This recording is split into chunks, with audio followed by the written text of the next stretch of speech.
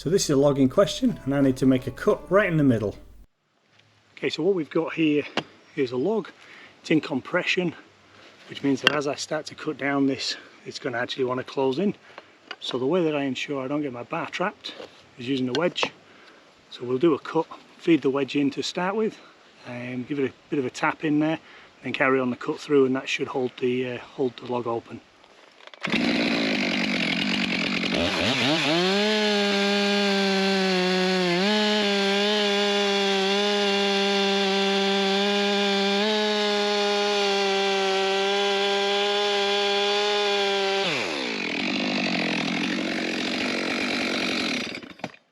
So I can see this just starting to close up. So we'll get a wedge in there, hold it apart, and then we'll finish the cut.